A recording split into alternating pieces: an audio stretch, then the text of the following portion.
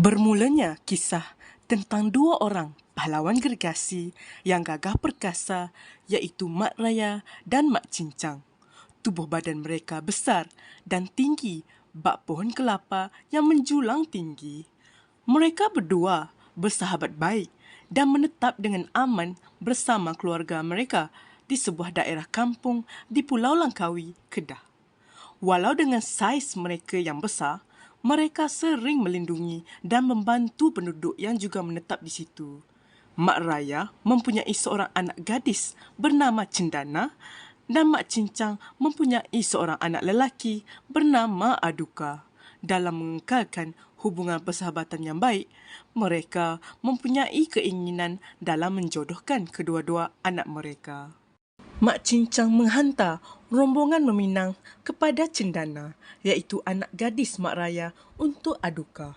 Aduka hanya menuruti perancangan bapanya dengan sahabat bapanya tanpa sebarang bantahan, walaupun Aduka telah jatuh hati dengan Kemboja yang merupakan anak seorang gergasi di kawasan itu. Penduduk kampung juga turut berasa teruja tentang berita pertunangan yang dihebohkan oleh kedua sahabat karib itu.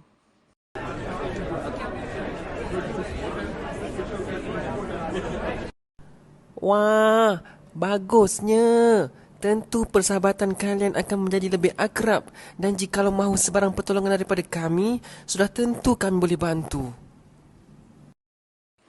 Ramai penduduk kampung hadir bagi memeriahkan kenduri kahwin Aduka dan Cendana. Mak Raya dan Mak Cincang sangat gembira menyambut para tetamu datang ke kenduri anak mereka. Sedang Mak Raya sibuk melayan tetamu, tiba-tiba dia terdengar perbualan penduduk yang menyatakan bahawa mereka ternampak Aduka berbual-bual dengan seorang gadis di tepi padang berhampiran hutan.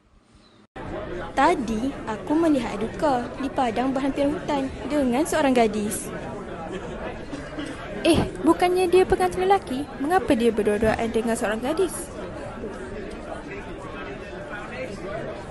Di mana engkau melihat Aduka bersama gadis tersebut? Setelah mendengar perkara tersebut, Mak Raya dengan marahnya bergegas ke tempat tersebut dan melihat Aduka berpegangan tangan dengan kekasihnya yang bernama Kemboja. Mak Raya dengan marahnya bergegas bertemu Mak Cincang untuk memberitahu apa yang dilihatnya. Mak Raya dan Mak Cincang mula bergaduh selepas Mak Raya menyatakan bahawa dia ingin membatalkan perkahwinan anak mereka. Hoi Mak Cincang, engkau tidak erti menjaga anak ke? Apa maksud kau, Mak Raya? Aku melihat anakmu berpegangan tangan dengan seorang gadis.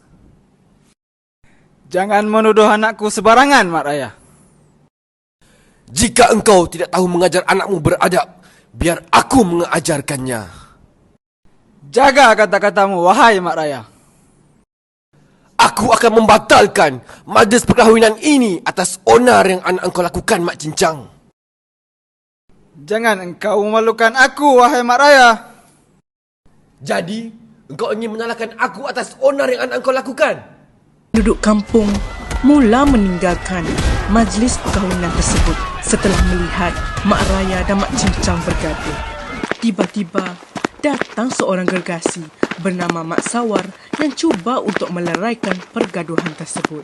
Mak Sawar mula menasihati Mak Raya dan Mak Cincang. Berhenti! Jangan engkau berdua bergaduh. Tidakkah engkau berdua melihat kerosakan yang telah engkau berdua lakukan?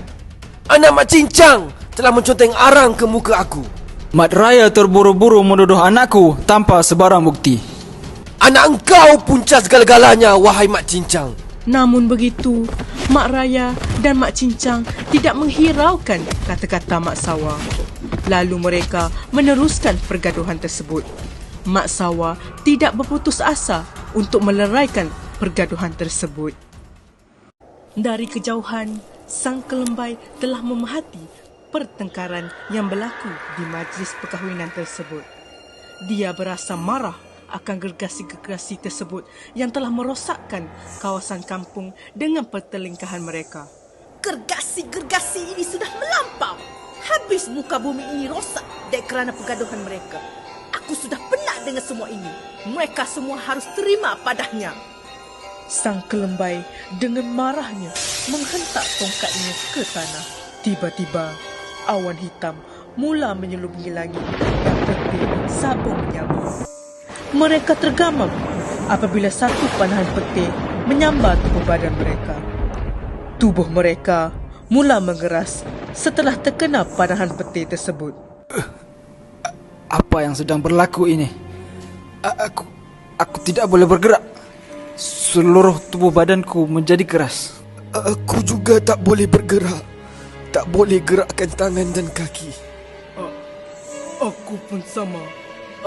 Apa yang dah jadi pada kita ini? Mereka bertiga melaung dengan kuat dan akhirnya menjadi batu.